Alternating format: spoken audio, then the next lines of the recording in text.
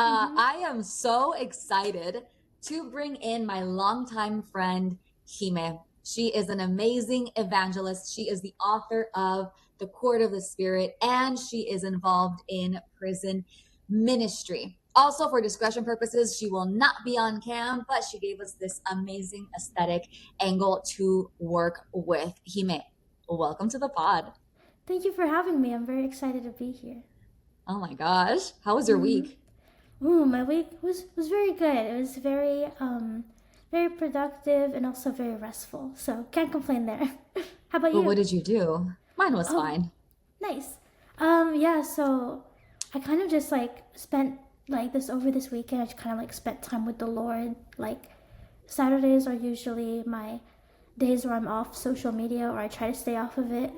Um, and I just had like a fun little like 2000s and 2010 themed time with the Lord, and that kind of consisted of me like, of course, staying off of social media, and I got to go to a cafe and just like read my book and play a very 2010 playlist, um, while no skipping, and also just kind of eating a lot of my favorite foods from back in that time period, and it was really fun. So yeah. When you say not skipping, as in like not skipping the song, or Yeah, what yeah, are you not skip. talking Oh yeah, about? oh yeah, not skipping the song. Sorry. I don't even there, remember. Yeah. there was frolicking involved. Yes, me and the Lord frolicked. Yes. How cute. What when you 2010s food, I don't even Hmm. remember the food that they served in 2010. Like what are you talking about? Like boxed mac and cheese or what are you talking about? Oh no, not that. So mainly like this specific cafe that I went to, like they've been around for quite a while, and they still have stuff from their menu from that era that got like released in that era. So yeah, I just like would order all of that stuff like when I was a kid during that time. I would get my order because obviously like I'm a lot older, so I definitely would not eat the things that I ate as a kid. But I still ordered it, and then I also like went to one of my favorite restaurants as a kid that sells a very particular food that I'm very obsessed with. So I went there and I just had a very nice time with the Lord. So vague and mysterious. It's really thank you. Wait, so Yes. like 2010s, are you talking about like the Cheesecake Factory? Like stuff like that? Yeah, like stuff like that, but not. I didn't go there for this time, not yet. But that's an Oh, idea, but okay. not this time. Like But Olive Garden, that's super 2010. yeah, that Olive Garden would count. Yes, yes, yes. Okay, now I'm getting it because I'm like, you're saying it, but you're not saying it. Yeah, So, it's like I mean, I get it though. brainstorming. Mhm. How old were you? And in 2010? Oh, 2010. I was like 2010 specifically. I was around like 11 years old, so reaching the teens and the adolescent years for sure. Oh my gosh, the preteen teen years. Yeah, Ugh. yeah, And that crazy. was, but that was a fun time to be a teenager during that era. Oh, it was, yeah, it was. So fun. Oh Mm-hmm. man. But Yeah. okay, I was a Christian teen though. Mm-hmm. What Yeah. about you? Yeah, I was like, I grew up in a religious family, I would say. Like we did go to church and all of that, but and I kind of like quote unquote knew who Jesus was, but I wasn't necessarily following him in a way that was like in a way that I do now, if that makes sense. No, of course. Yeah, Yeah. because same. Yeah. Yeah. Mm-hmm. So, Yeah.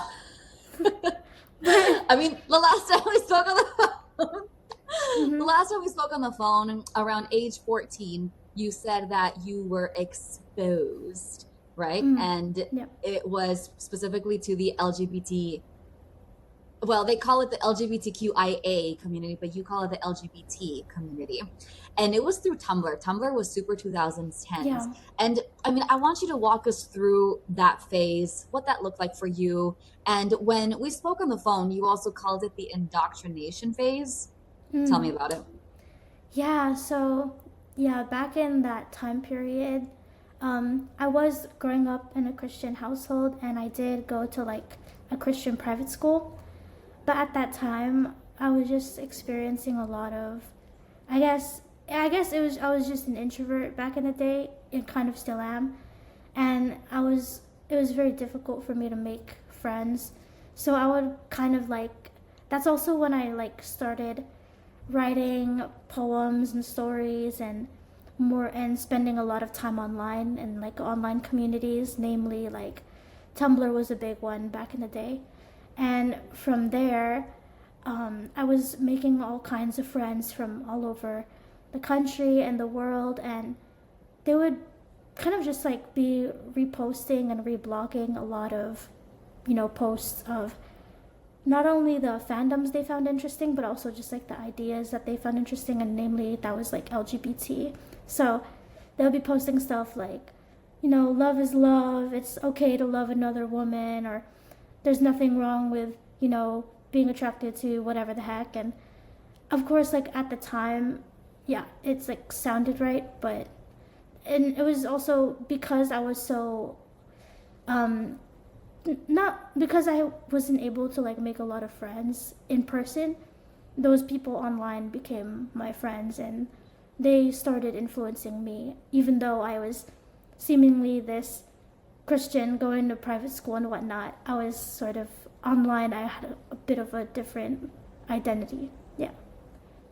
I also remember in the 2010s, it was like super open, if you will. I Yeah, mean, like mhm. yeah, like hypersexualized, and that was a big thing Yeah. too, because like all of the media back in the day was so, it was oh, that's right, I said, I more so described it as indoctrinating, because all of the media was very sexual. Like for example, Miley Cyrus was a big scandalous thing back in the day with We Can't Stop and Wrecking Ball, and Wrecking Ball. Yeah. yeah, and like the sort of, and like for, I know for, like one that's come into my head is like Katy Perry with like the California Girls music video. That was such a scandal growing up Oh in my my gosh, the family. LMFAO and their Yes, animal yes. print thongs. What Yeah, is that that? exactly. That, now that was crazy too, and it was just like so much like body, some body, like it was just so crazy, and like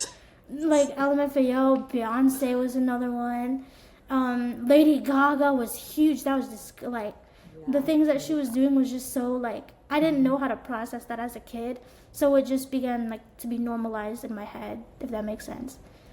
It kind of sounds like they were planting seeds. Yes, yeah, planting seeds. Yes, that's a good point.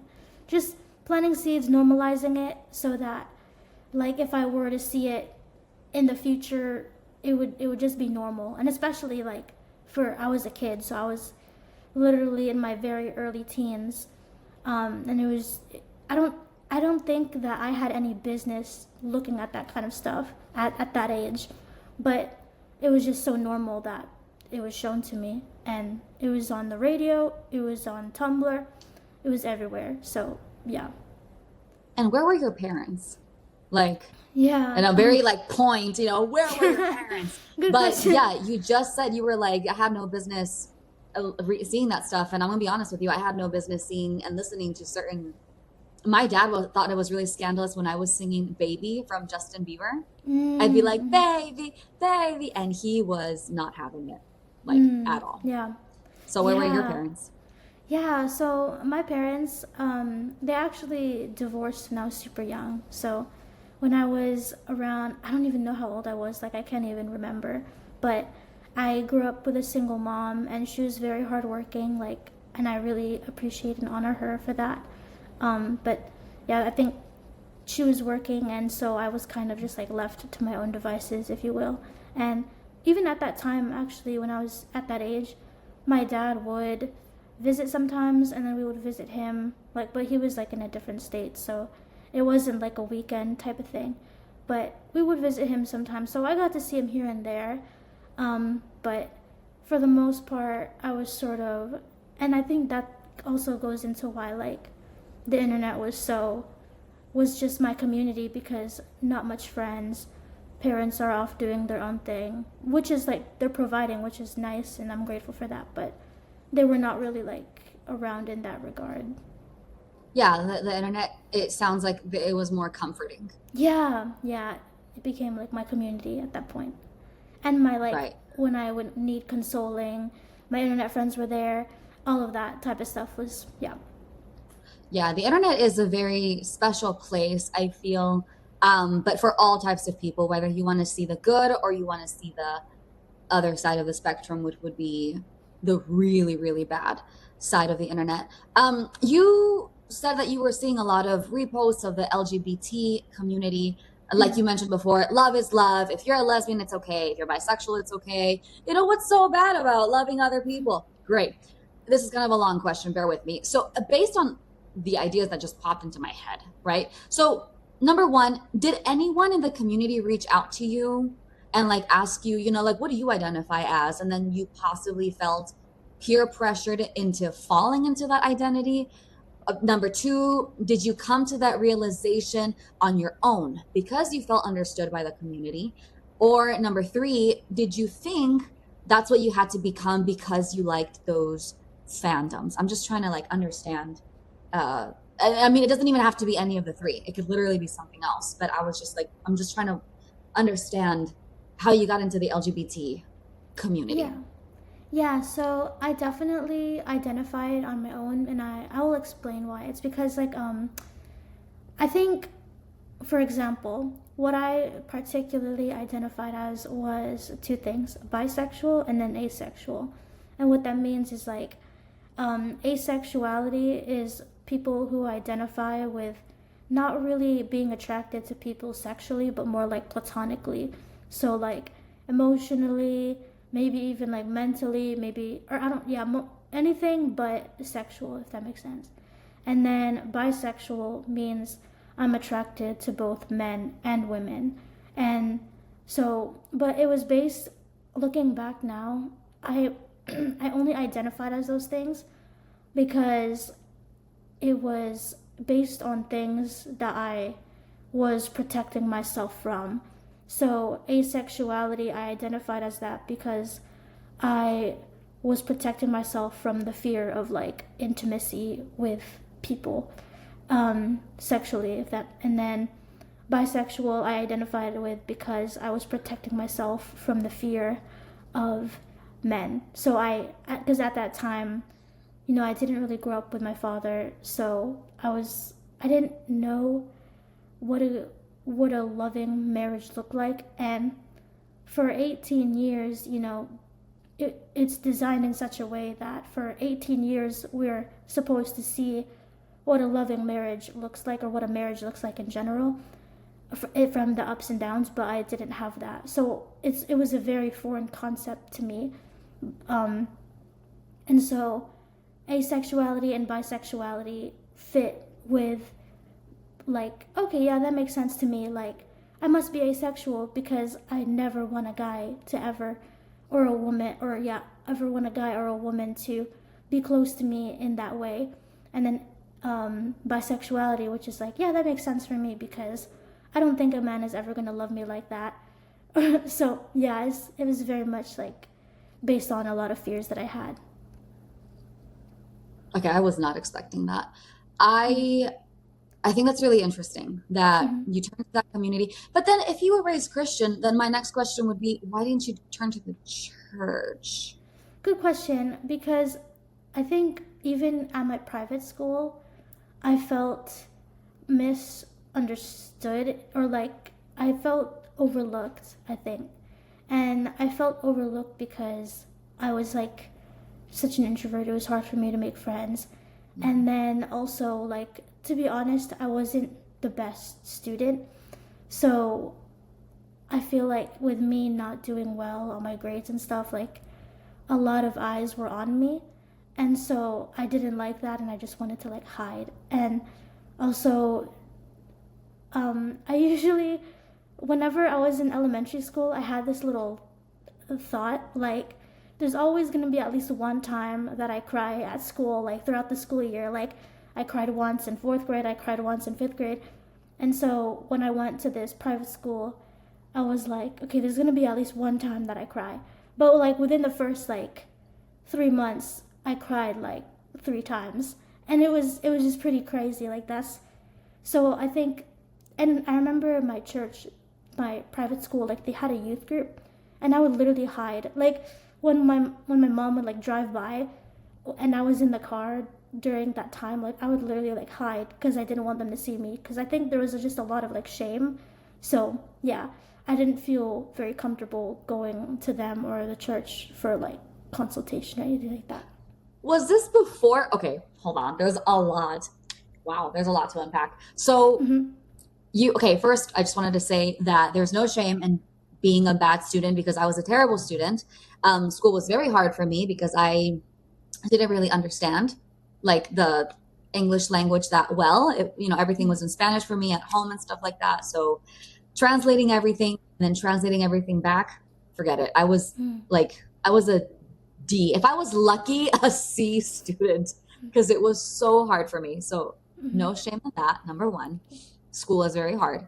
Number two, when you went to go hide in the youth group, was it before or after you were discovering possibly being bisexual and asexual? That was before, so I would be hiding, and I had no idea yet. But you were ashamed of what? Oh, just the fact that you were like a bad student and you were new. Yeah. So even the Okay. enemy used that to plant seeds of like, oh, whatever, if you feel ashamed, like you can definitely hide if you have to, which yeah, worked out because I would be hiding later on in life type beat. Okay.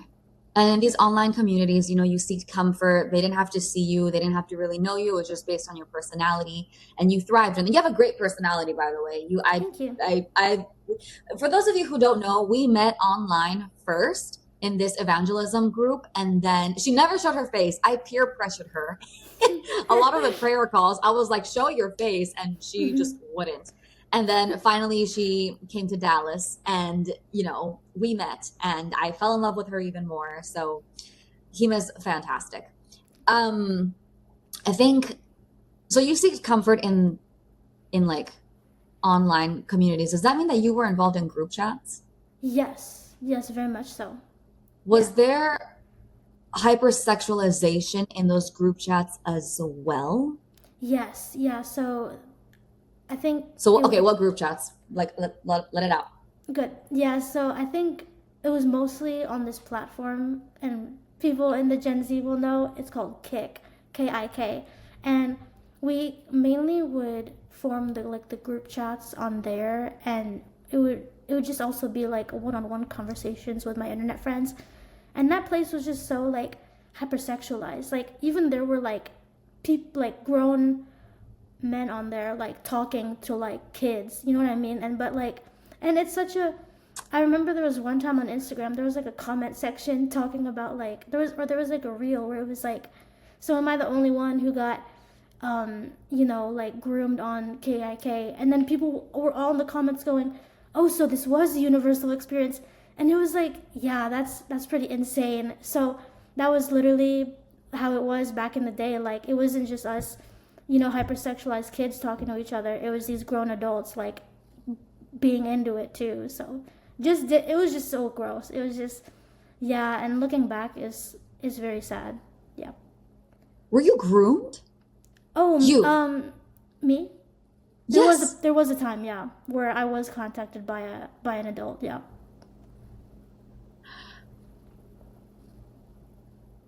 What did the adults say?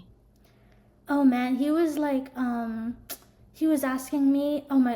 Okay, I remember vividly what he said. Oh. He was asking, he was asking me to be like, he was asking if I could be his girlfriend, and then he didn't have any like distinguishable profile picture, but he was an adult, and I just remember telling him like, I don't even know what you look like. And he said the most weirdest manipulative thing. He was like, well, you don't know what God looks like, yet you still love him.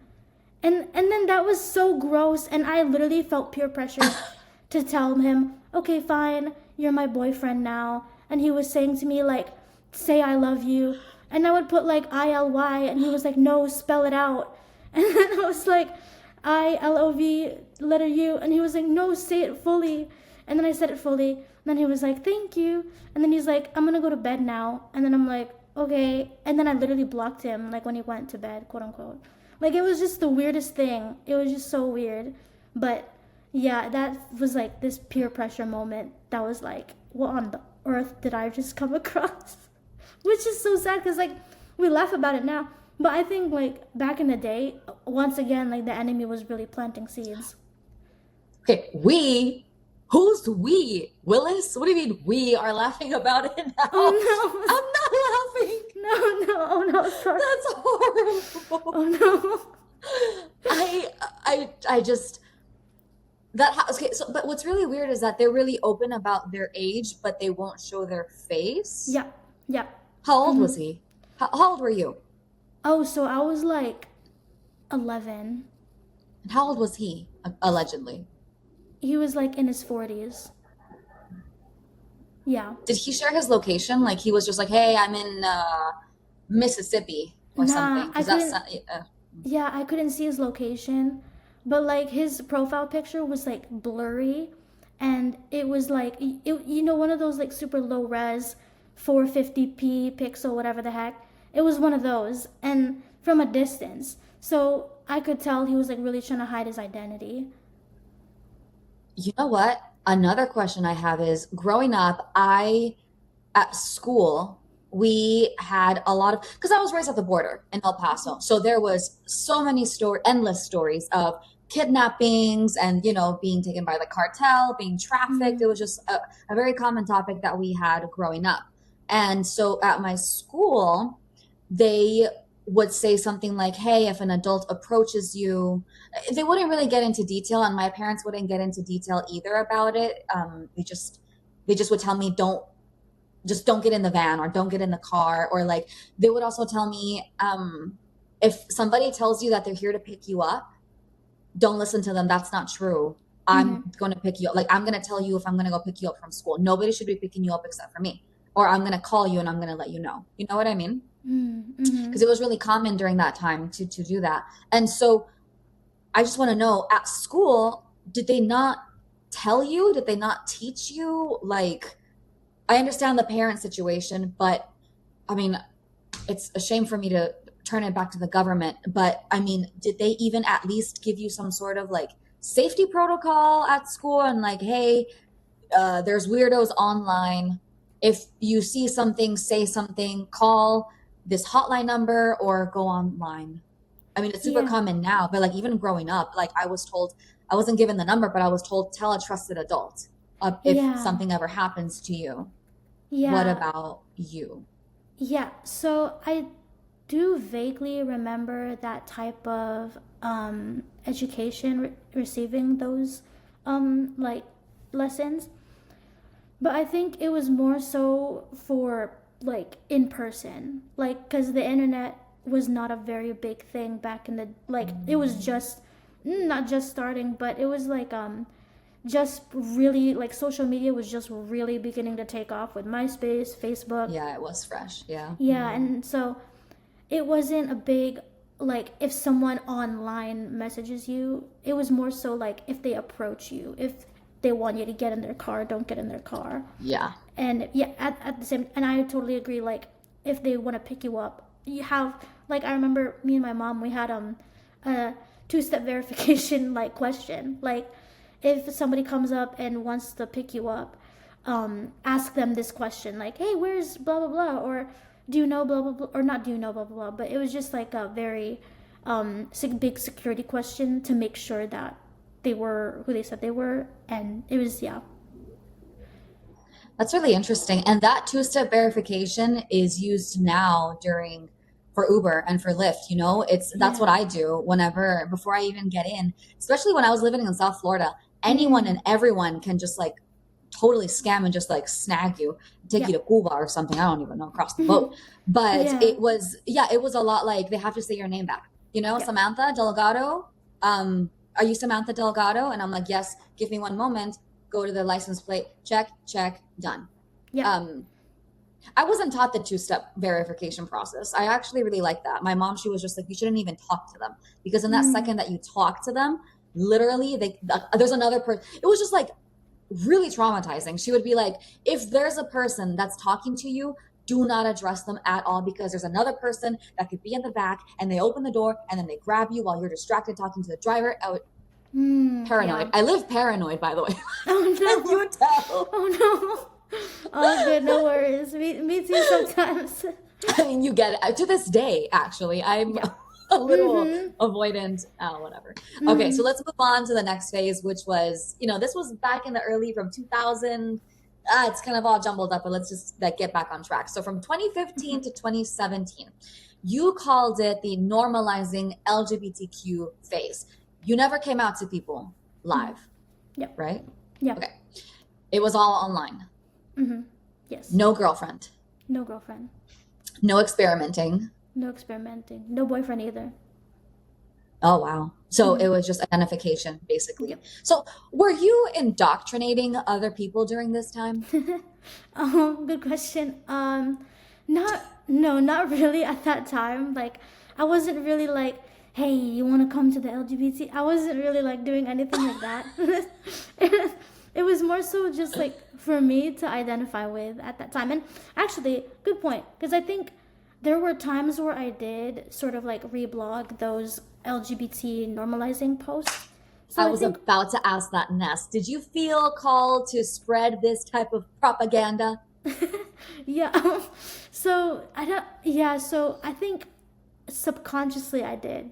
Like, yeah, subconsciously. But in that time, like, it wasn't my intention. It was just like, oh, I really like this. Let me just share it. Like, yeah, that was like the main heart posture that I was going in with. Yeah, that was like the propaganda. It was just like reposting, kind of like how we repost right now about like Yeah. whatever. I repost a lot about like horses, makeup, and the state of Texas. You know? Yeah. Yeah.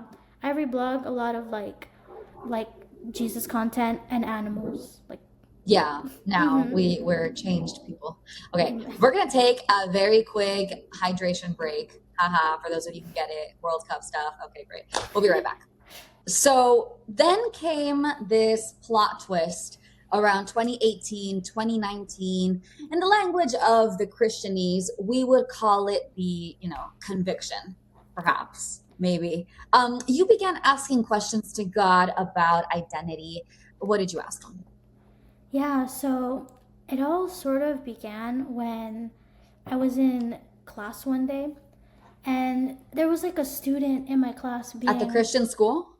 Oh, I was in. Oh, okay. So I was actually. I ended up leaving the private school and I started going to public school. Okay. Yes. So that would be this time. So I was in a public school. Good question. Thank you. But Mm-hmm.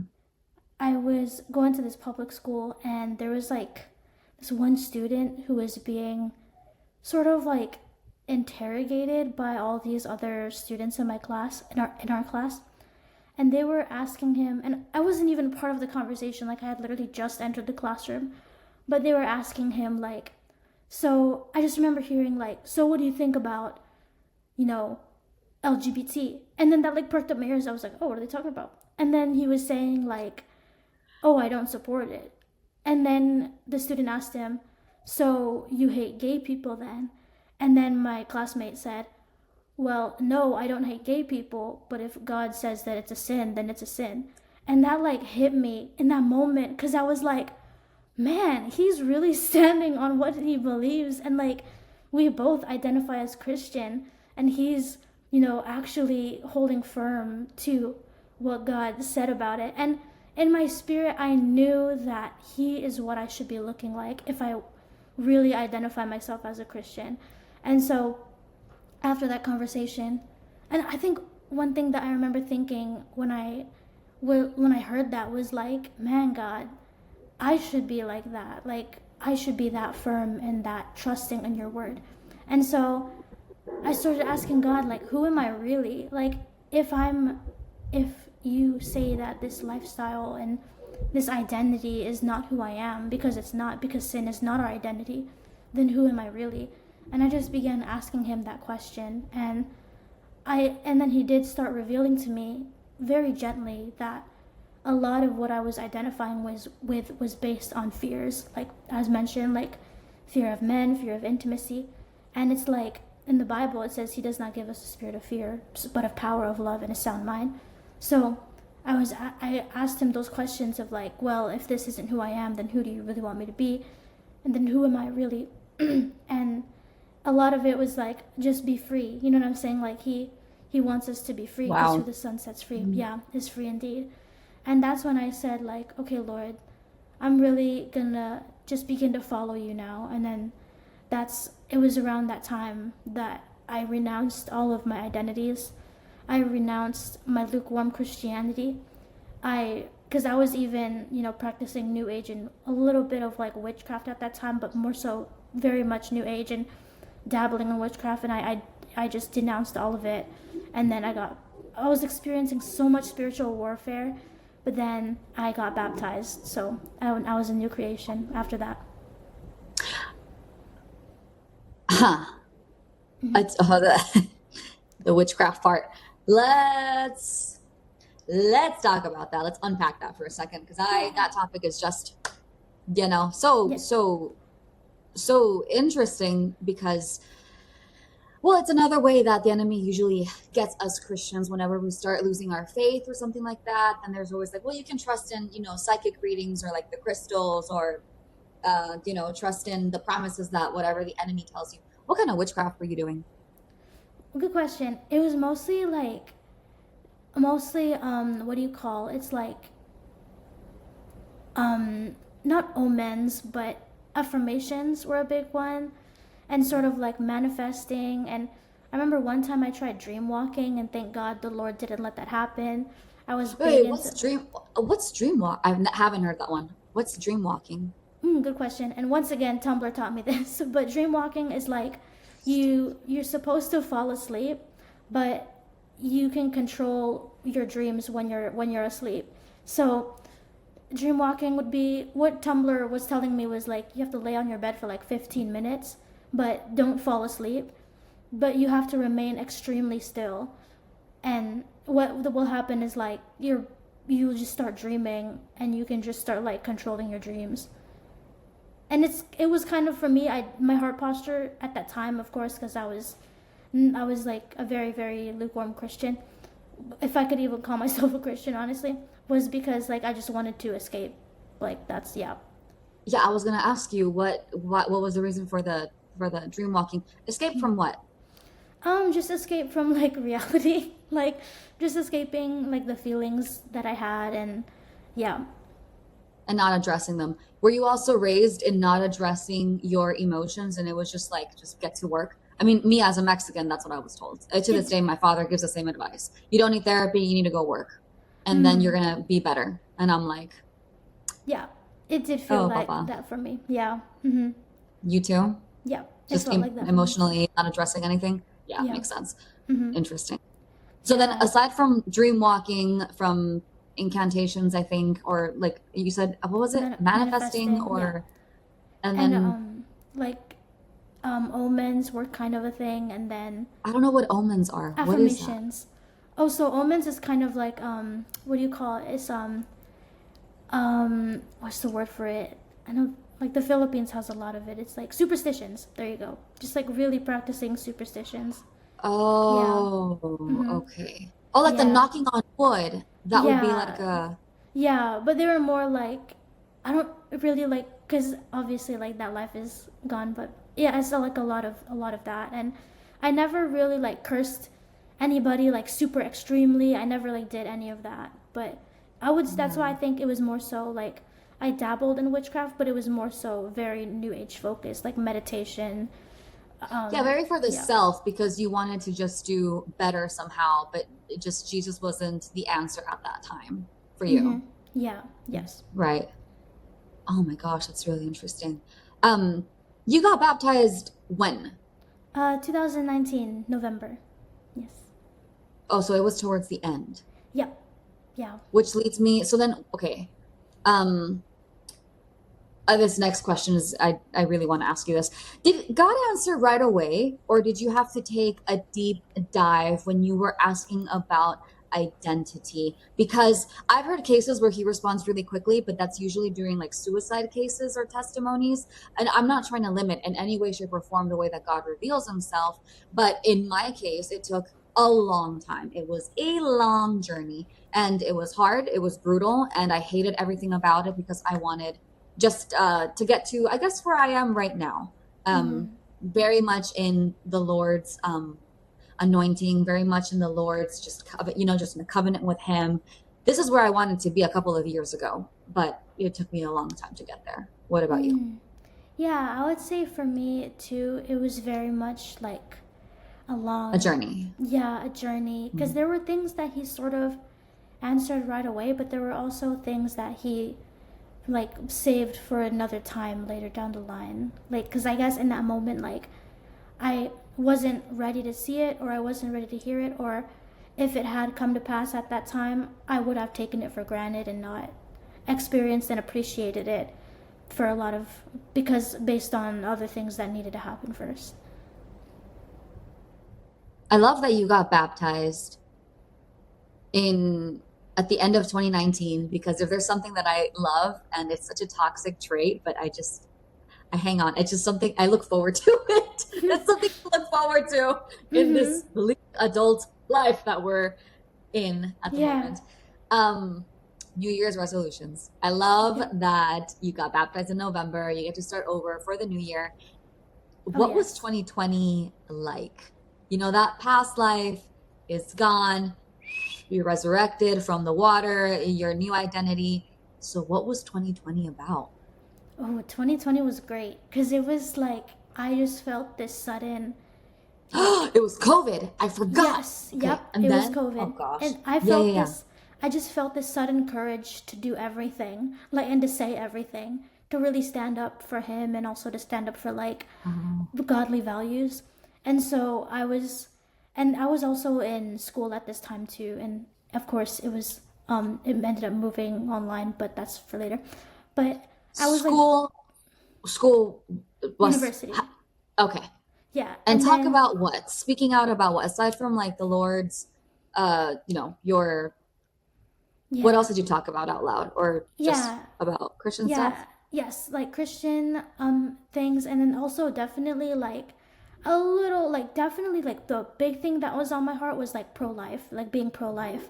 And that was big on my heart. And also just like debunking lies about Christianity, like that was big because there's a lot of like hurting people that have like church hurt, and so just helping them understand like, no, but this is like really who Jesus is. And especially, I think it really got dicey when I would be like more on the quote unquote political side. So abortion was political in that regard, and then of course Of COVID course. was political in that regard. And and just like, Dr. Fauci. yeah, Yeah. yeah, literally, there was like, there was Do one the time, vaccine, don't do the vaccine, don't wear the yeah, mask. yeah, and there was like one time, because I love like looking at numbers and statistics back then. And so when COVID like had just broken out, I just remember everyone in my class was so fearful because it felt like everyone was like perishing left and right.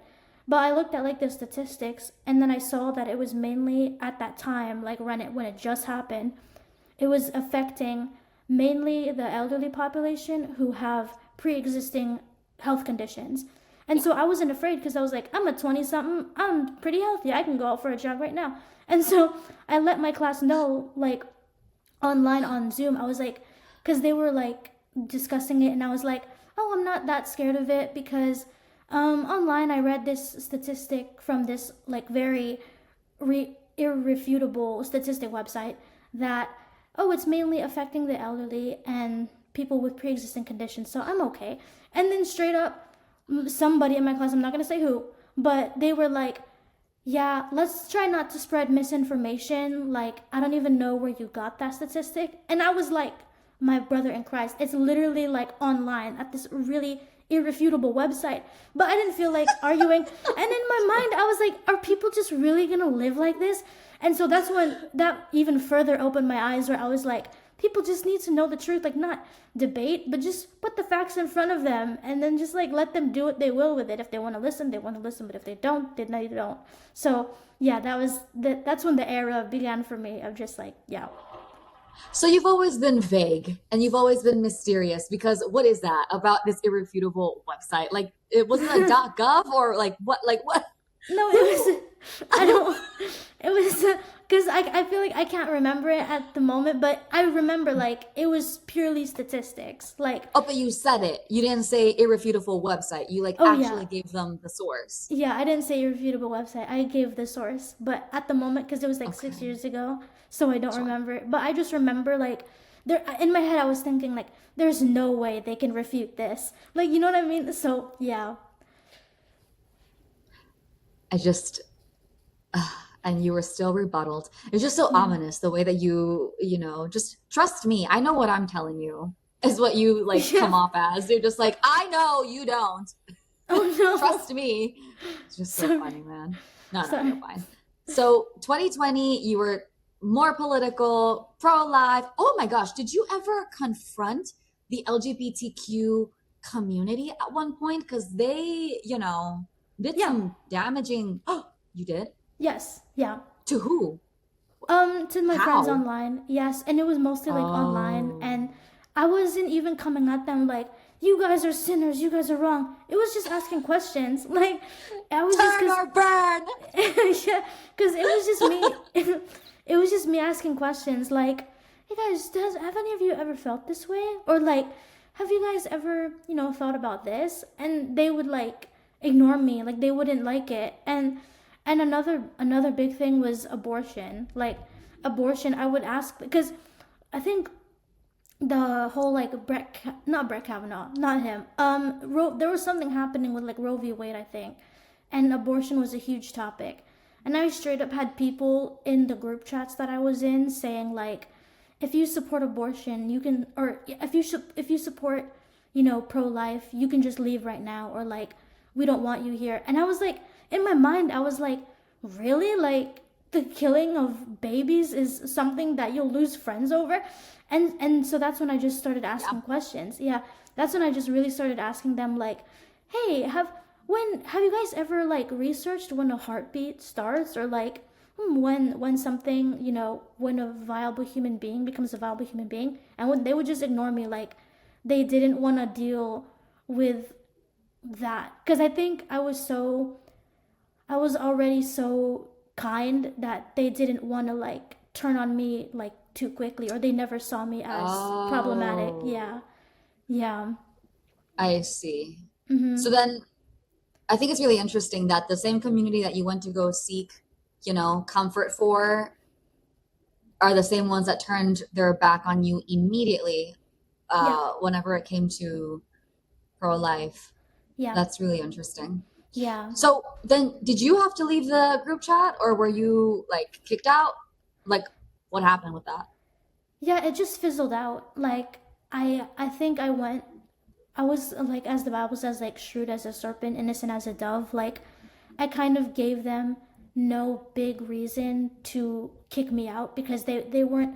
I think I was introducing my ideas in a way that wasn't accusatory. It was more so like curious, and because they couldn't really get mad at that, they kind of just like let me be, and then the group chat just fizzled out. So I'm pretty sure they like went somewhere else, but they didn't have it in their heart to like remove me instantly type beat. Yeah, I was gonna say, I think that they just made another group chat and they just didn't add you, Yeah, which is probably. fine. Yeah. I mean, I get it. I honor that decision. Like that I completely understand. So no hard feelings Dude, to them. Yeah. dude, I was gonna say, wow, the whole addressing of like these questions to help them think, that's very Pastor Greg of you. Yeah. Yes. I know. That's very Yes. Alex of you. Yeah, I love it. I love that way of like, because it's so disarming. And I think that's one thing that really sticks out to me is like, I just love being disarming. Like, nobody would ever suspect certain things, because it's just like, it's just given in such a kind manner. Their heart is pure type of way. And they're like, Facts. oh, interesting. Yeah. So, Yeah, Bryce Crawford actually, he's for those of you who don't know, like a Christian influencer and also evangelist. He's amazing. And he disarms a lot of people like that by asking mm-hmm. genuine questions because you could see that it's not like in a very confrontational, pointy finger pointing way. Mm-hmm. It's very relaxed. Yeah. Um, I do want to get into, oh my gosh, my favorite part. Okay. Mm-hmm. Last time we spoke on the phone, you told me that from 21 to 23, you were predator hunting. Now, I want to read this Yes. correctly. You contacted this organization that will remain anonymous for obvious reasons, that was known for hunting down child predators. That's crazy. You would Mm-hmm. pose as a minor online and catch these sickos. Tell me about it. Yes. So, and this happened at the end of 2020. I want to say well, before that, like, I want to say 2019, I was big true crime watcher, and one of them was like these sting operations of catching these perps going after kids. And I just was like, I remember they would utilize, like, okay, for example, let me not be vague. There was one guy named Chris Thank Hansen. you. Yeah. Thank you.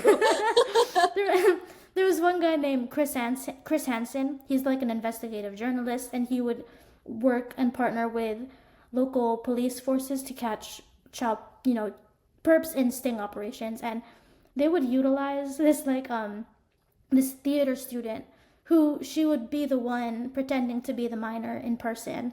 So she would be the one to let the perps into the sting house, and she would like ask them questions. And I looked at that and I was like, dang, Lord, I could do that. Like, I look young, I sound young. And I was just like watching these other organizations.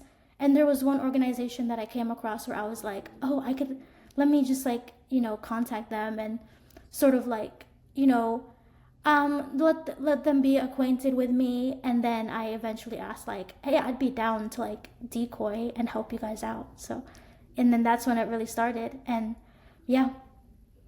How old were you if it was 21? Yeah, so I was about 21. Yeah. Oh, in 2021. 2021 you were 20. Oh, okay, okay. Yeah, beginning of 2021. So But you were a full-on adult. yep. Oh yeah, I was an adult. But Is that very kind of work, is there a requirement for that kind of work? You have to like sign, you have to be 21 and over to do that? I um think I think so. I would assume so, but for I noticed that I for hope the so. yeah, oh yeah, I think you definitely have to be over the age of like 21, but even for the Chris Hansen sting operation, they utilized a 19-year-old theater student, but she was over 18. So I think, yeah, like 19, 20, Yeah. like that type of age, yeah, it's very dicey, very like, and I'm sure she had to like sign something for that, but yeah. I don't think anyone should be involved in that kind of like work if your age is still ending in teen. Mm-hmm. 19, Mm-hmm. 20, even 20 is really risky. I don't know, man. What's Mm-hmm. the scariest case that you worked on that was Ooh. like, oh my gosh, it's about to go down, it's about to happen, call the cops or Yeah. something? Can I give two? Yes. Okay, okay, perfect. Yes. And I was so excited for this. Okay, I want live reactions. Here we go. Give Okay. it. And then, so I think the first one is just pure nightmare fuel. Just pure nightmare fuel in my brain. He was a middle school PE teacher. Just extreme nightmare fuel. And the crazy thing is, he literally like was a teacher like 6 hours away. Like 6 to 8 hours away is where he worked. But praise God that he had to visit the particular place that we operated from. So we were able to get him during Christmas break when he had to visit. So yeah, because I decoyed him for about a month from Thanksgiving break, which is how when we found him, or when he contacted our decoy account. And after Thanksgiving break, he went back to his town where he was a middle school PE teacher. And then he came back to the place where we initially found, or he initially contacted us. And then because it was Christmas break at that time. And so we decided to get him at that time when he came back. So it was so crazy. And just like, I just remember during that time, like, it it was I'm like the Lord, he had to like put like a veil over my mind because I had no clue like the severity of it. I wasn't even thinking like, because if I were to think about it, it would be too much for my brain. Like I would collapse. But the fact that I was just, decoying him, just locking in and making sure that we get him and we stay in contact, that type of thing. Like whenever he wants to talk, we talk type beat. I just had to like lock in because on the day that we caught him, like 30 minutes before, is when I realized who we have. Like, oh, he's a straight up middle school PE teacher. And yeah, and then when we caught him, um, we posted about it, and then there were like, and this is alleged because I didn't look up the accounts to like verify anything, but there were accounts saying, "Oh, thank you for catching him. He's my middle school PE teacher, and he acts weird around the girls, and he tries to like touch us." And I was like, "Oh my gosh, yeah." And I was like, "Thank God, Lord." And yeah, he's on the registry right now, so can never touch a kid again. So I'm so grateful. Touch us how, like as a hug or like Yeah, like how I remember, in like sports or whatever, when like the sensei or the teacher or the coach, whatever. I don't know if they do this because I'm not really a big sport. Like the only time I played sports was taekwondo when I was a kid, but with like usually like when they have to like correct like your posture or something, they'll be like, "Hey, put your arm a little bit up," and they'll touch your arm, like raise it up just a little bit. Maybe it was that kind of thing. I didn't really like ask any specifics, but that's what I imagine when they said like he tries to like touch us and stuff. Cause it that's would really be, interesting. I could see that. Yeah. yeah, cause it would have to be like very covert. So yeah. Yeah, very disguisey in a way because I was in dance and I cheered for a bit and I just remember like um yeah, the girl coaches or like the girl instructors or my dance teachers, in every position, you know what I mean? Like it was like fix your hand like this and da, da, da. And when I had to do tumbling and Mm, gymnastics for a bit and I had guy coaches as well. But those guy coaches, it was super professional. You know what I mean? Like mm-hmm. and they had to be really strong guys, so they were able to like flip you and like help you do your backflip or like any um on the air sprint that you needed to do. Yeah, I'm thinking about it now and it's like they really do have to touch you. They Yeah. really I Mm-hmm. didn't even realize that. And when you're in middle school, you just want to accept correction Yeah. just because you just trust them. Yeah. And it's interesting that I think also too, because I think kids, they might be able to like really be able to discern the intentions of people, which is why I think the students may have been able to clock that, to be like, yeah, he's touching us weird. Because, of course, like in a sports environment, like that type of correction and stuff is a thing. And there was also like one case too, I don't know if you followed or if you are aware of it, but there was like one case, not from creep catching, but it was a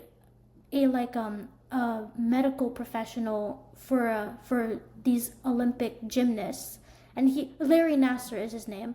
He ended up getting like convicted of so many counts of like, I'm not sure, but he was like sexually harassing the his clients, and they were all like Olympic gymnasts, and in that environment you would think that it's normal, but it wasn't, and they all came out, and then he got exposed and then convicted. No.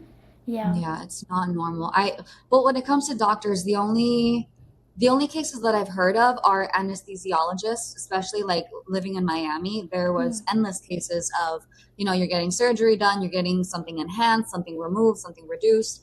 Mm. And yeah, the anesthesiologist, you just wake up and they had raped you and Mm. you had no idea you were unconscious because they were in charge of Yeah.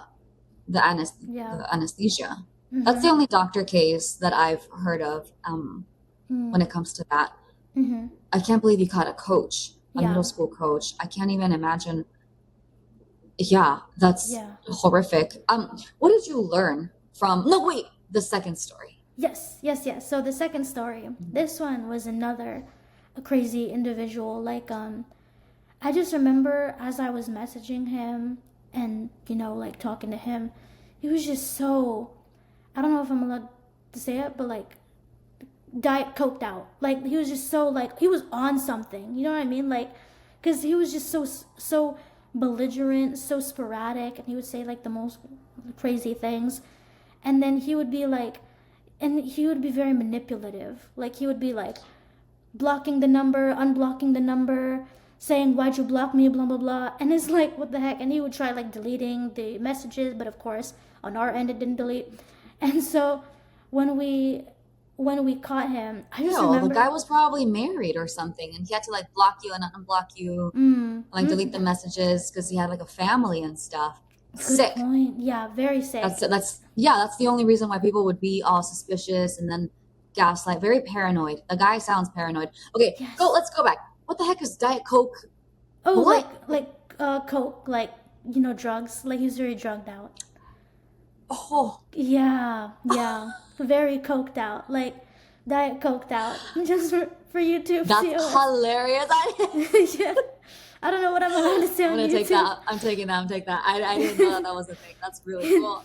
My diet coke addiction. Yeah, that guy was crazy. Like he was just crazy, sporadic. And then, like I remember when we caught him, like cause I was on the phone with him at the location that we were catching him at. And I just remember he was like saying all types of weird things. And then my teammate, I heard him in the distance of our phone call. His like go-to line at that time was like, "Excuse me, do you have directions?" And then he would like have a paper of the chat logs and with him that he would show the person, the creep, the perp. And then I just remember hearing, "Excuse me, do you have directions?" And I feel like just the absolute biggest weight was lifted off of my shoulders when I heard that, because I'm like, oh my gosh, he's finally caught. But then I just remember hearing, just screaming, like immediately, like, no, no. And then I hear my teammate going, sit down. And then I hear him, like, I hear running, I hear panting, and I hear the guy, the perp going, and then I just hear beep, beep. And it turns out he like smashed his phone on the concrete. And when I tell you, this man, he ran across a freeway, he ran into different properties, he was just like different like work like business properties to get away. And then when he was finally apprehended by the police, he sounded like he was getting exercised. He was going, I'm sorry, no, they're lying.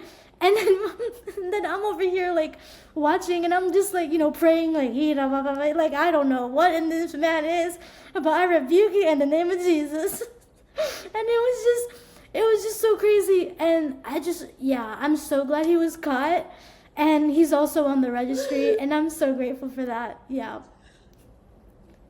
And that was that. And those are my like two. Just casually, and that was that. Yeah, and that's it.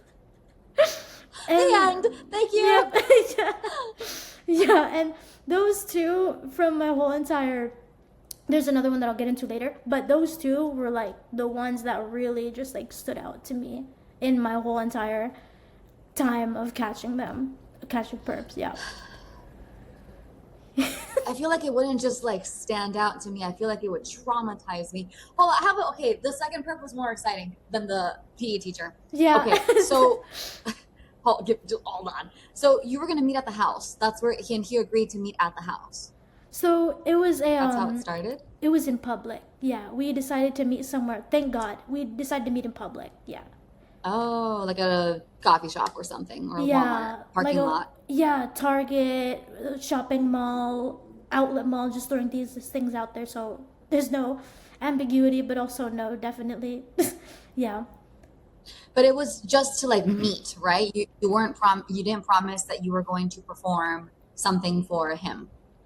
Yeah, so he was, because there's also there needs to be an intent. So there needs to be arranging to meet for lewd purposes. So on that day, he was talking about doing lewd purposes. Yep. But I wasn't physically at the location. Yeah, I wasn't physically at the location. I was just on the phone with him. But he was there for lewd purposes. And he did think that he was... How old were you playing at that time? Like, did you say, oh, I'm a 13-year-old girl? Yeah, I usually would say like 13 or 14. So he really thought that he was going there to meet a 13, Sometimes we would To say meet 12. to meet a 13-year-old and then to go do the nasty, basically, in Yep. other words. Yep. Very big nasty. Yep. But then from there, your friend caught him like in the middle of, I don't even know, like he was walking towards that secret spot that you guys both agreed to, like Yep. some like porter potty, you know what I mean, or something. Yeah. Right? Like, I'm just Yeah. like doing hypotheticals. I don't know. I don't know. Yeah. So then, yeah. Yeah, so my friend, when the guy, the perp, was like, he was sitting down at the time that he got confronted. And that's when my friend, that's when my teammate, because he was like walking around and I think he just had to like sit down for something. But that's when my friend like went up to him and then confronted him. Right. Excuse me, do you have directions? Shows him the screenshots. The guy starts screaming and books it. He runs. He straight up books it, yeah. Straight up. Of course he does. Yeah. He doesn't even get in his car. He just actually like runs, like Oh yeah, because he took the bus. full on jogs. Homie took the bus. Yep. Ew. Yeah. I mean, like, oh Yeah. man. Yeah. But I mean, it makes sense because then that way his license plate wouldn't be registered. Yep. Mm-hmm. Makes sense. Yeah. And I don't So think he could okay. drive, period. I think, like, he was that much of a troublemaker that he couldn't even drive type beat. Oh, okay. Yeah. He was a criminal at like One of those. Okay. Yeah. Yeah, the Yeah. license suspension didn't pay off all the tickets. It can be like the smallest thing, but the point is that his license was in no good use. Took the Yeah. bus, went to go meet you, and then was confronted by your friend. Screenshots, books it, runs, and you said Yeah. he jumped over. I don't even know how many things. You saw it, or like who told you that story? Like, It was how on do you know the. this information. It was on the. Because my friend, he would wear like a GoPro. He would wear like a body cam. So, yeah, it was on the body cam. Yeah. And your friend is running after him. Yeah. I mean, so this is a really like athletic type of thing to do. Like this isn't. So you was it an athletic team that you worked with? Like Yeah. you had to I have was- stamina, I think. Yes. Yeah. Oh, yeah. My friend. know? Yeah, my friend. He was very like. He was very good. He was like he chased. You know, he was very good with stamina and like he could really go after them. Just because also like the drive is there to like get them caught. And I think How long did it take the cops to get there in the scene of the crime? Because you guys were moving. Well, they were moving so fast. Like who was on the phone with the cops? Like about now we're in this street. Now we're in that street. yeah, we had another guy on our team doing that. Oh, that was giving Yeah. instructions for that. Yeah. Oh, Yeah. that's interesting. Yeah, and then my friend, who's running after him, and then like I think it took about 10 minutes for the cops to show up. 10 minutes? Yeah, about 10 That's minutes. 10 minutes of running. That's 10 minutes. Or were the cops called beforehand? The cops were called. I can imagine the cops were called like either right when he started running or a little bit after that. But I would say like the cops arrived pretty quickly because I think the biggest time that was taken was finding the guy. Cause like we said we'd meet up at this location, but he was at another because he was running. So because he ran away from location A, we had to say he's at location B. Yeah. Yeah. That's what I was imagining. Yeah, as to why it Yeah. took 10 minutes to catch the guy. Ew. And so then he's arrested and now he's like in the list. Yep. Now he's on the registry. Praise the Lord. Disgusting. What did you learn from this experience aside from, the trauma that was probably, yeah. Yeah. I definitely learned a lot about like my faith. Like I think it really strengthened this. Like I was like, yeah, Jesus, I really love you. Like you're so good. That was really good. My Yeah. faith in God Yeah, was yeah. unwavered. during this Unwavered. time. I was like, yeah, Jesus, yep, them demons are real. Like, and I don't want to play God.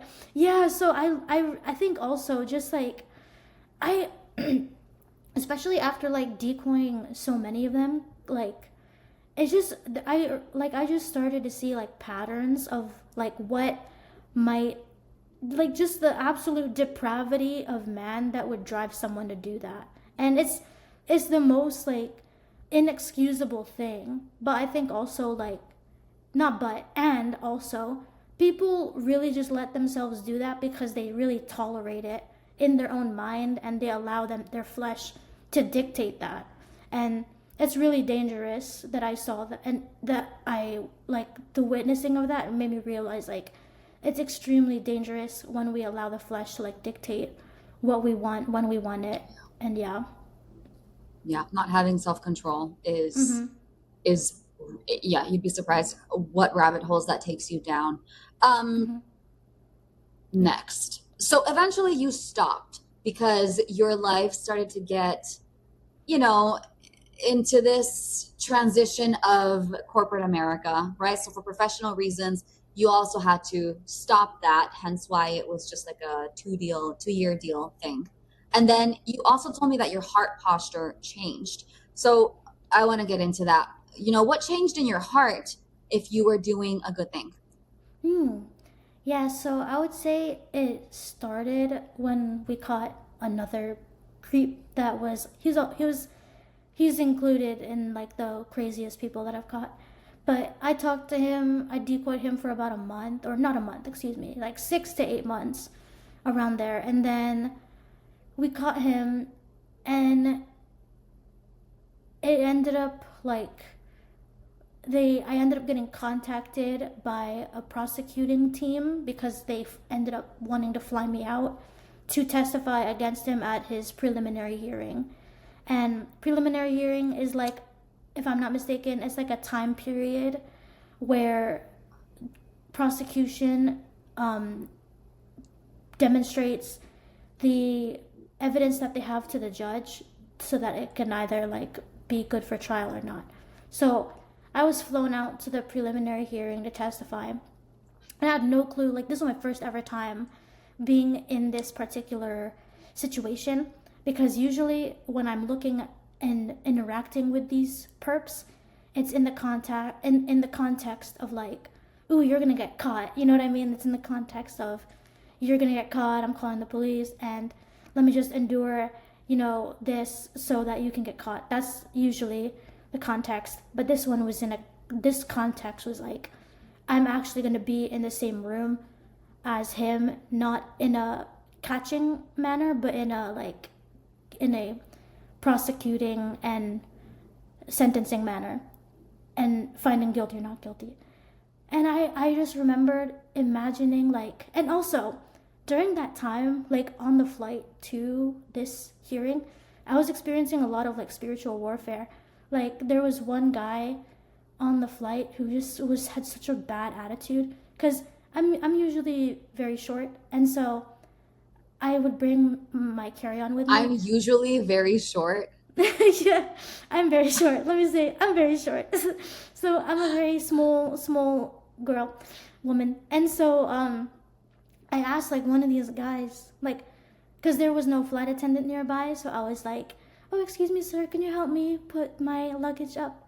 And he like grumbled while doing it. Grown man. Sorry, excuse me, Lord, Father, forgive him. But he was like so grumbly as he did it. And then I had my headphones on, so I couldn't hear what he said. But I could just tell it was something so vile based on the people's reaction around. Like, it was like a rhetorical question of like, what else do you need help with? It was something like that. But it was enough to like make me start crying. Like I went to my seat and then I just started crying, and I was like praying, like I was like, Lord, like forgive him, I'm sorry, whatever he's going through, I pray that you'll give him peace, because I don't know what he's going through. Like he could be angry because he's gonna go see he's gonna go sign some divorce papers. Like I don't know, like he could be angry for any reason. He could have missed hit 3 flights and this is the 4th one. So I had compassion, but I felt like there were so many things like that, interactions that the enemy was trying to use to like make me have a bitter heart. But I just remember on the way there, like I was listening to like worship music, and so when I got into the courtroom, I was expecting to feel like angry and like, we're gonna totally, like, we're gonna get you convicted and that type of thing. Like, I guess like he would, in an attitude where he was beneath me. Like that's kind of what I imagined.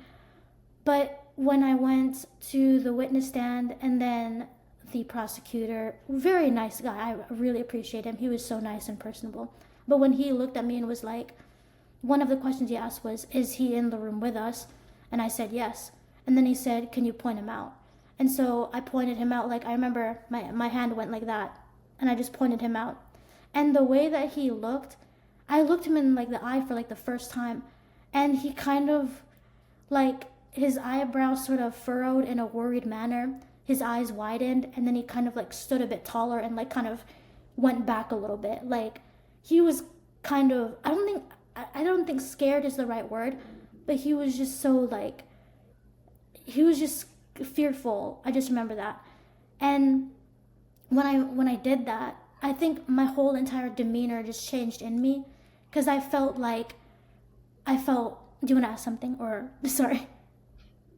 No, I'm just reacting to Oh, this. okay. This is Okay. I'm mortified. I have never had to point like Yeah. he did it. It just Yeah. And so when I did that and he looked at me like that, in my spirit, I can, I liken it to when Jesus felt grief over Jerusalem. It was like I felt this grief of like, and I'll explain why I felt this way.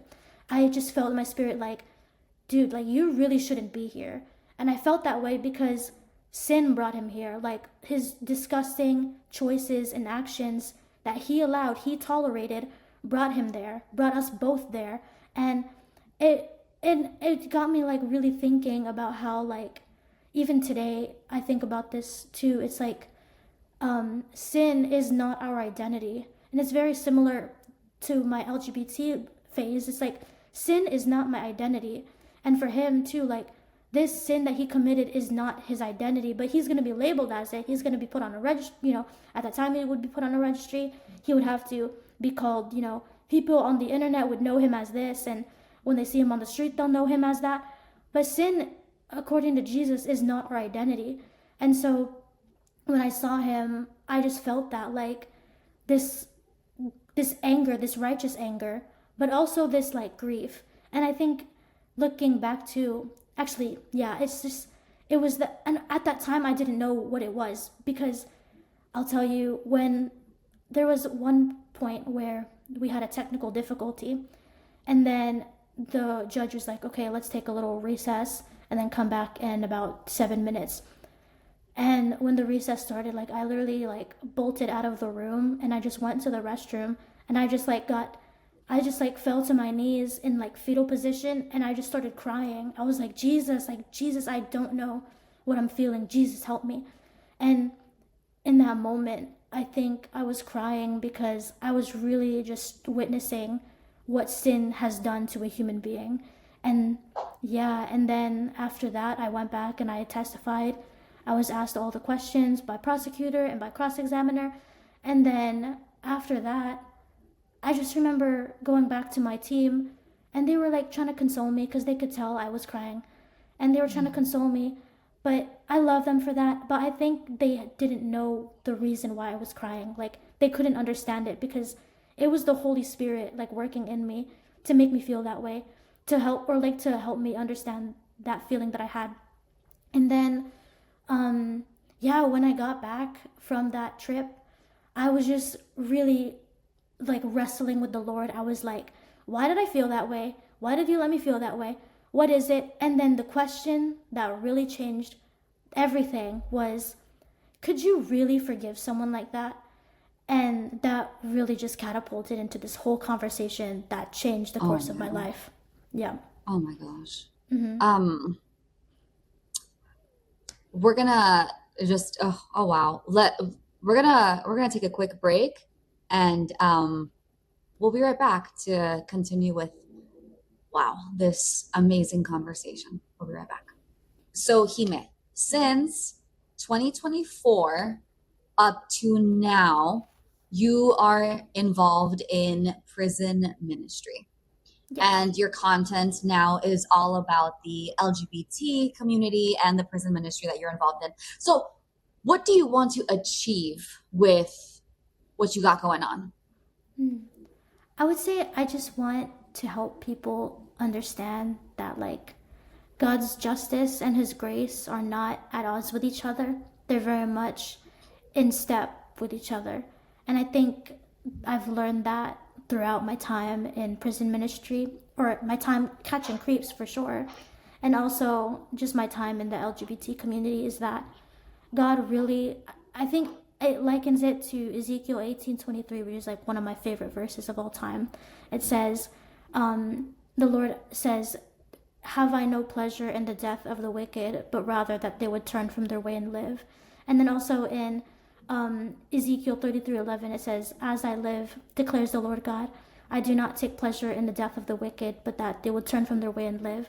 And so that verse really shows God's justice and his grace coming together, because there is definitely punishment for sin, but there's also his grace that extends and that doesn't want them to experience that. So I think that's sort of what I want my account to be based on, is, and just circling around that entirely. How did you get into prison ministry? Yeah, so I got into prison ministry right after that conversation that I had with the Lord, when I was asking him, like, can you really forgive these type of people? And Yeah. he was just really, and I was also like doing research too as I was reading my Bible and like looking up, like, because he was showing me testimonies. I didn't want to just hear that he could. I wanted to see that he could. Thomas moment. But I was like, who did you forgive, Lord? And then he showed me, Apostle Paul. He showed me King Manasseh, who's like a modern day Epstein. He showed me King Nebuchadnezzar. And then I was like, okay, Jesus, these are all like biblical examples, but what about like modern day examples?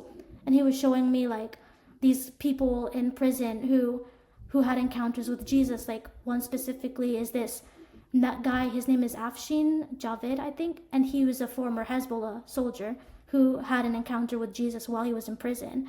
And he also showed me like what's his name? It's like, the son of Sam, who was a big serial killer back in the day, who ended up like radically encountering Jesus in prison, and now he like shares Jesus with all of his cellmates as he serves a life sentence, I think.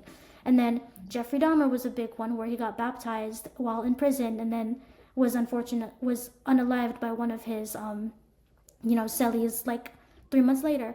And so it really, and then also another one is it was a former jihadist named, oh my gosh, what's his name, Mohammed Faridi, who is like the leader of Iranian Christians International. And I'm like, wow, okay, so Jesus can really turn these pretty crazy people who have caused a lot of harm into people that he loves. And so I entered into redeemed stories, like biggest redemption arcs. And so those stories really got me into prison ministry, because I was like, I want to be part of these people's stories and help them see the light of Christ. So, yeah. Yeah, you want to be a part of that transformation, or if anything, be that person that plants the seed, be allowed to be used for the Lord. Yeah. You know, Yes. Mm-hmm. yeah, be that empty vessel into prisons. I've what do I know about prison ministry? I don't know much about prison ministry. All I know is that the church that I used to go to back in Miami had prison ministry. It's tough.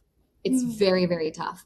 That's all I know. I always had a little bit of like fear. I was like, God, I'll be in the kids.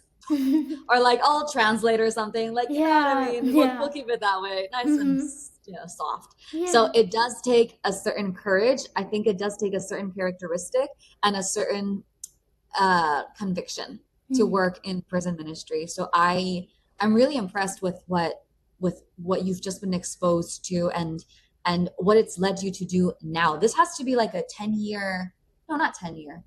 13. What are we in 2026? Yeah. Mm-hmm. But you started this back in 2013. It's been a little bit more over than a decade. Yeah. As to this transformation, what the Lord has done for you. Yes. I also remember the last time we spoke, you wanted to, based on the content that you're posting and stuff like that, you said you wanted to help listeners understand God's justice, what his grace looks like together, and hence why you became the author of this amazing book. Yeah. Yes. The Cord of the Spirit. Yeah, I have mine. I'm waiting for the autograph. Oh, yeah. By the way. Yes. That will come eventually. But tell me about the poetry in this book. You're a poet. Yes. So the poems in this book are based on my experiences in um, creep catching and also prison ministry, and also just like very much wrestling with my testimony as well. And it's just a lot of, I would say I call it the chord of the spirit, because instead of the sword of the spirit, it's like the chord for like a music chord, and so praise as a weapon. So that's kind of the name, the story behind the name. And also it's just a lot of poems that contemplate justice and grace and forgiveness and redemption through the lens of what Jesus has done for me. So yeah. I see that it was divided. I saw a little bit of it, and I just honestly, I like to keep it preserved. Mm-hmm. I think I'm gonna have to get another copy and then just like use that one. You know what I mean? Like when you have two Yeah. Bibles, you have like your nice Bible, and then you've got like the Bible that you study with. Yeah. Okay, I saw that this was divided into three categories. It's for you, with you, and in you. Mm-hmm. Yes. That is God. God is for you, God is with you, and God is in you. Yes. And this is the kind of guidance that I would do. Like, for example, if I'm going through, say I'm going through grief, what section would you highly recommend me go through first? I would recommend for you, to show that like God is still, like he's still on your side. Okay, and let's say that I'm going through a waiting season in my life, like I'm waiting for the results of this outcome. That, okay, let's like doctor results. You know what I Mm-hmm. mean? Like my parents or something was diagnosed with something, and I'm in this waiting season to see like what the diagnosis. What can I? What category do you recommend for that? Ooh, I would recommend God is with you, because I think it's like so that you know that you're not alone in the Okay, waiting. and let's say for example that I have a sibling or a daughter or a son that is going through their prodigal son years. What can I read? What can the prodigal son or daughter read? And then the mother in question with the child that's going through this. Ooh, I would recommend. I'm looking at my table of contents. Yeah, I me would too. recommend. Looks I like would, this, by the way. yeah, I would recommend. A lot of them are in for you, so I would recommend for the prodigal sibling slash daughter slash son. I would recommend true crime. Hell is not prepared for you, and the Gerasene's revival. I would say, and then for the parent, I would recommend Clay, Dad, and True Crime. Yes. Which one's your favorite? I think true crime is a pretty good one. Is it because of the prison ministry or like why? Yeah. It's because I think it was sort of like the thesis of the book. Because I think it was the first one that I wrote that made me realize like I need to put this in a book, and I'd love to put it. I'd Oh love for my people to read it. gosh. Yeah, True it's crime just was the first thing you wrote? yeah And then for the the, book came out from that? yeah. Dude, read Mhm. us something. Yeah. Yes. Shall I? Page 43. Yeah. Yes. Okay. Let's see. I'm gonna read page 55 and 56. Okay. Okay. I'm here. Cool. So, page 55 of True Crime. People may say that this grace is vile, how one must be saved and the other convicted. But consider how God deemed Paul and his prison guard acquitted. Justice is the foundation of God's throne, and judgment will come from his hand. Yet in Christ both justice and grace met, so on the cross is where God's judgment stands. Jesus said, if you hate your brother, you've committed murder in your heart. So where's my true crime documentary about the 1,000 bullets I've shot? Jesus said, whoever is without sin should throw the first stone. So I ought to stand in front of my rivals and take their boulders as my own. Jesus never labels us by our unwisest decisions. Instead, he meets us in our weakness, furnaces, lions' dens, and prisons. Period. Wow. Oh. Yes. Okay. Yeah, I'm just gonna have to order another one because I already opened this one. So, and I'm Yeah. gonna write on it. How 'Cause about I it's, send you a signed one? That can be the one that you mark up, and then I can just send you a signed one. dude, yes, I would love that. Thank Yeah, you. of course. Eh? Okay. Amazing. Okay, Yay. so tell us, clock it. Um, where can people get this Yeah. amazing book? Yeah, so you can get it on Amazon. Just search The Chord of the Spirit and then Hime, Hime. Yeah, so Amazon is the main place to buy it. It's also on a couple of other stores, but Amazon is the best place. Yep. And where can people find you on social media? Yeah, so I'm mainly on Instagram at Hymns of Hime, Hymns of Hime, Hime. And then I'm also on Substack, same thing, Hymns of Hime. I'm also on YouTube, Hymns of Hime as well. But yeah, those are the main places to find me. And there's no and, but yeah, those are the main places. Yeah. So, just in case, just, right? But those are the main places. Yeah. I think the fourth link that I was thinking about was my book. So, but yeah, yes, yes. Oh, okay. You don't have a website just yet, right? I think I'd love No. that. Oh yeah, I don't Do have a like a website yet. blog or something. Yeah, that'd be really cool Yeah. too. Yes, yes. Yeah. Yeah, I think Substack is what I use currently, but it could be better. So yeah. Oh, that's why it's okay. I see. Yeah. Amazing. Hey, Yay. man. Thank you so much for joining us. Thank Appreciate it. you. You were Thank you for having amazing. me. Thank you. I Thank appreciate. you.